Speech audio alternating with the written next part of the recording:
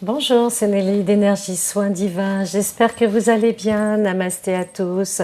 Aujourd'hui, la vidéo va porter sur les annales akashiques, puisque c'est ma mission de travailler avec les annales akashiques en soins et en formation. Je voulais aussi vous parler de mon livre. Le livre sur l'énergie va sortir certainement au mois d'avril. J'ai signé le contrat avec l'éditeur, tout est envoyé. Maintenant, il reste quelques petites modifications, des mises en page à faire, des illustrations.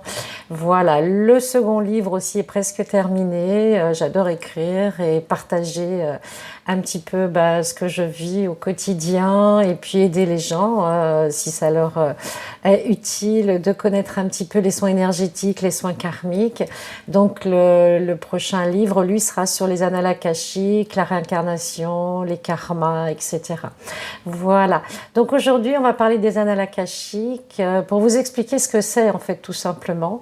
Bien sûr, c'est la mémoire des vies antérieures, c'est la mémoire de votre âme qui a vécu des différents karmas au cours de nombreuses incarnations. Et bien, dans ces karmas, dans ces vies antérieures, votre mémoire est là, un petit peu comme un disque dur d'ordinateur. Elle stocke des informations, des enseignements, des leçons, du vécu, mais aussi il y a des blessures, ce qu'on appelle les blessures de l'âme.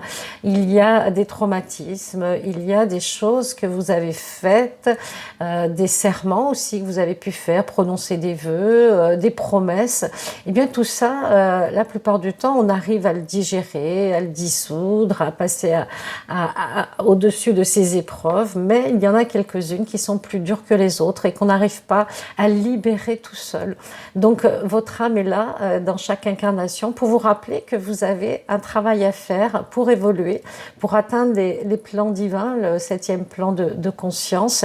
Et donc ces blessures de l'âme, eh bien elles sont là pour vous faire comprendre une situation, un événement que vous vivez actuellement et qui a une mémoire antérieure.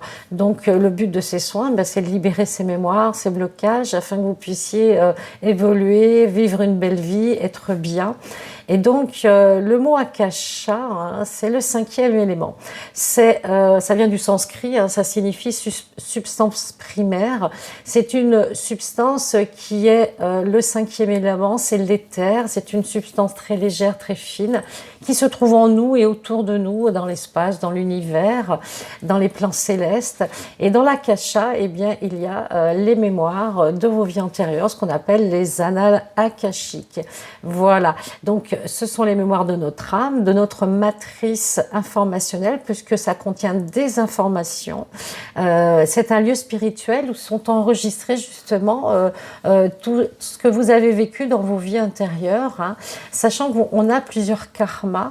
On a notre karma de vie antérieure, notre karma actuel, le karma familial, tout ce que l'on peut emmagasiner de nos familles respectives à chaque incarnation et de celle qui est là actuellement. Et on a aussi ce qu'on appelle le karma sociétal, eh bien de tout ce que l'on vit dans une société, dans des contextes différents, dans différentes époques. On est, comment dirais-je, influencé, on est imprégné de ce karma sociétal. Et les archives, eh bien c'est aussi, ce n'est pas seulement qu'une mémoire individuelle de l'être humain ou de l'être divin, c'est aussi une mémoire collective d'une civilisation, d'un univers, d'autres planètes, si on a vécu sur d'autres planètes, si on vient des étoiles, si on vient, je ne sais pas moi, des Pléiades, d'Arcturus, de Vénus, eh bien vous avez ces mémoires en vous qui vous font savoir de temps en temps que vous avez une mission, que vous êtes là pour évoluer justement et pour servir à quelque chose, parce qu'autrement ça sert à quoi si on s'incarne et qu'on vit que pour soi, c'est pas possible. Il y a forcément une mission, un but, une raison d'être tout simplement. Et donc ces mémoires de l'univers et des planètes nous donnent aussi des informations. Vous savez, des fois vous pouvez aller faire un voyage, aller dans un pays et vous sentir chez vous. Vous sentir à la maison, eh bien c'est certainement certainement que vous avez déjà vécu une ou plusieurs vies dans ce pays, ou ça peut être un lieu également, une maison qui vous parle, un endroit où vous vous sentez vraiment en harmonie, en osmose avec les énergies, il y a une connexion, il y a vraiment quelque chose qui fusionne en vous, qui vous dit je me sens bien, je ressens des belles énergies dans cet endroit, dans ce lieu. Eh bien c'est certainement que vous avez déjà vécu, ou tout au moins eu une vie, une partie de votre vie dans cet endroit, dans ce lieu. Alors les archives, elles détiennent bien sûr les mémoires de la Terre aussi, de l'univers, des différentes ères, civilisations, des différentes époques. Et il y a tout aussi important, c'est l'expérience humaine, l'expérience de vos ancêtres, vos expériences à vous. Et tout ça fait que vous avez des acquis, vous avez des enseignements qui sont en vous, qui ne demandent qu'à se révéler à un moment donné, quand vous êtes prêt justement à ouvrir comme des portes. Hein, petit à petit, on avance et on apprend, on évolue, on ouvre des portes. Est-ce que vous êtes capable de faire ou d'intégrer aujourd'hui? Peut-être qu'il y a seulement un an ou deux, vous n'étiez pas capable parce que vous n'étiez pas prêt, tout simplement. Et comme tout enseignement, eh bien, il faut être patient parce qu'il faut apprendre, il faut prendre le temps d'intégrer des nouvelles données, des nouvelles connaissances. Et grâce à vos guides de lumière, à vos anges, à vos archanges, aux défunts aussi qui peuvent nous guider dans des plans intermédiaires, eh bien, vous allez pouvoir justement évoluer et réaliser pleinement votre mission de divin humain. Et les archives, elles sont stockées dans une dimension centrale de notre matrice d'ADN quantique. Je parle d'ADN quantique. À l'origine, nous avions 12 brins d'ADN. À l'heure actuelle, avec la 3D, eh bien, la plupart des personnes ont 2 brins d'ADN. Et le but d'ascensionner, justement, d'être en 4e pour les gens plus évolués et en 5e pour les guides de lumière ou les guides terrestres qui sont vraiment très évolués, eh bien, ces personnes ont 2, 3, 4, 5, 6, etc. brins d'ADN. Donc, le but de l'évolution de votre âme, c'est de retrouver ces 12 brins d'ADN et notre part divine, bien sûr. Donc, elles sont stockées aussi dans nos cellules karmiques. C'est pour ça que l'on parle en soins de cristallisation cellulaire. Ça veut dire que vous avez des blocages qui peuvent se matérialiser dans vos corps subtils et énergétiques comme des gros cristaux qui viennent bloquer des centres énergétiques, qui viennent les freiner, limiter. Et quand on libère ces mémoires, ces blocages karmiques, eh bien l'énergie peut à nouveau circuler et elle va aller là où elle a besoin d'aller pour votre réveil, pour votre bien-être. Et vous sentez tout de suite après les soins que c'est beaucoup plus fluide, que c'est beaucoup plus léger. Vous sentez une émotion vous envahir souvent. Hein, pendant les soins, il y a déjà une émotion. Et ça travaille encore plusieurs jours après les soins parce qu'il y a une libération justement de ces mémoires et de ces blocages. Les cellules peuvent à nouveau se mettre en énergie d'action pour justement vous puissiez recevoir des enseignements, recevoir des soins, des guidances, des conseils de vos guides, de vos êtres de lumière. Alors, on peut consulter les archives akashiques, hein, cette grande bibliothèque, si on a une belle intention qui vient du cœur, si c'est notre mission aussi. Hein. On n'y va pas pour par intérêt, je veux dire curiosité, ou pour une visite touristique. Hein.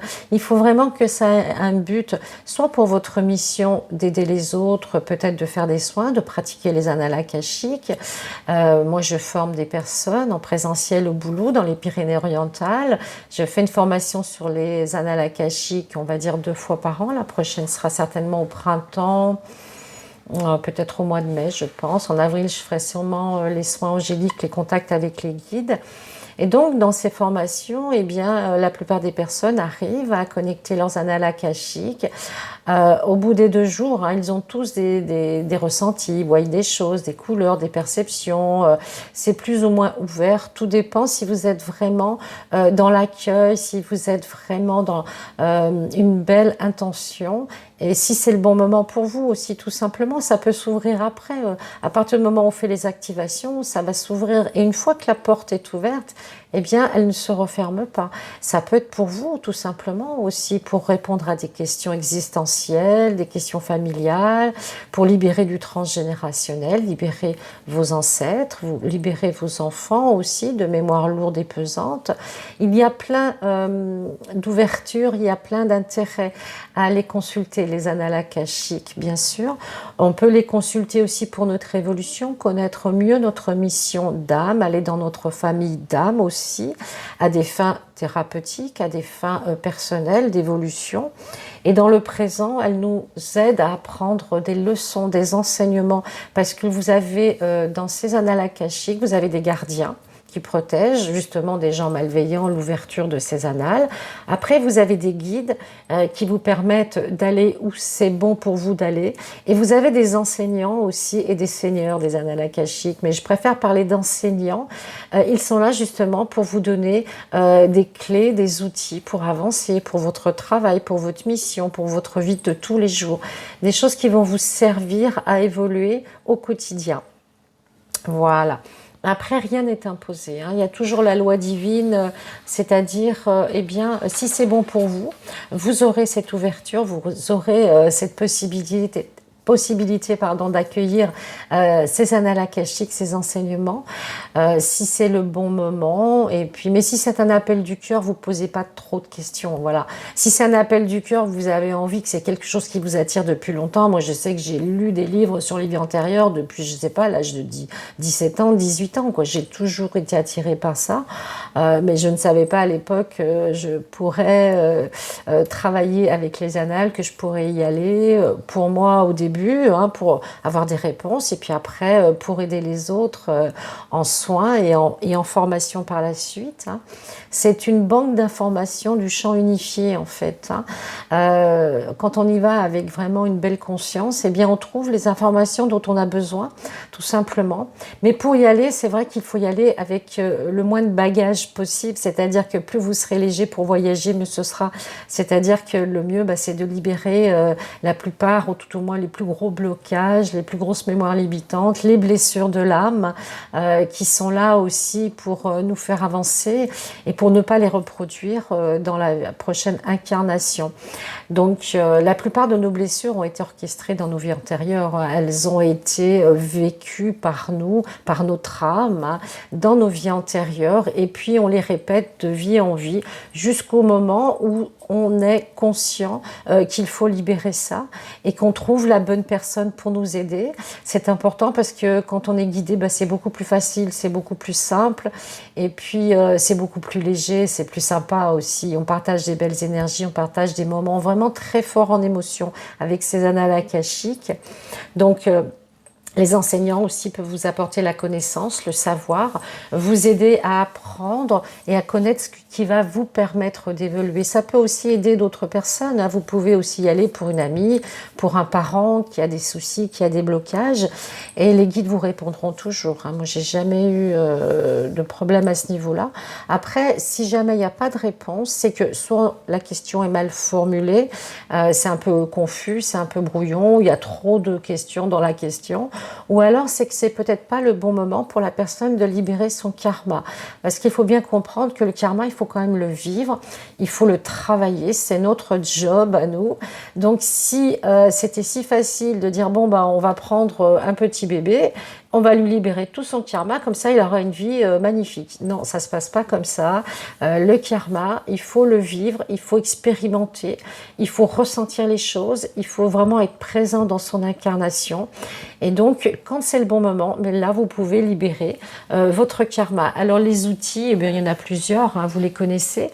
Le premier, c'est l'ancrage, je répète souvent, mais c'est important d'avoir un bon ancrage, bien que nous ne partons pas en voyage astral avec les annales akashiques. On part avec le corps causal, qui est le 5e corps, puisqu'il est connecté avec l'expression et l'écoute, le chakra gorge, et les annales akashiques sont au niveau de l'Atlas en partie.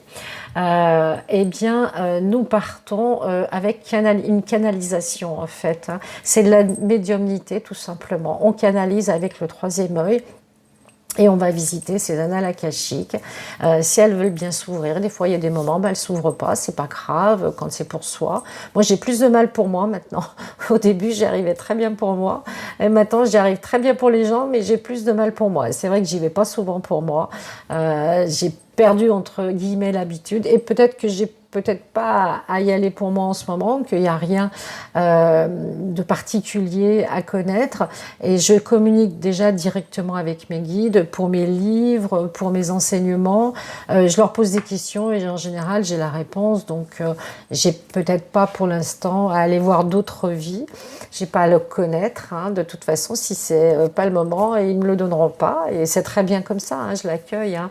Et les différents outils, eh bien donc l'ancrage, une belle respiration, toujours par le ventre, le pranayama, ce qu'on apprend en yoga. Si vous faites des cours de yoga, vous savez qu'on peut respirer par le ventre et par le nez, en fermant le nez et en ventilant comme ça par le nez.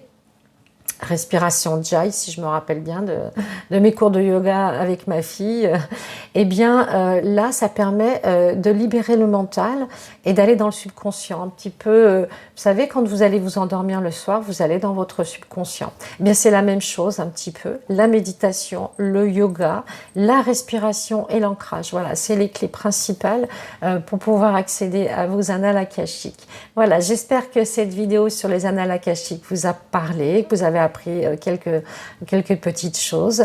Je vous souhaite une belle journée. Je vous dis à bientôt. Namasté.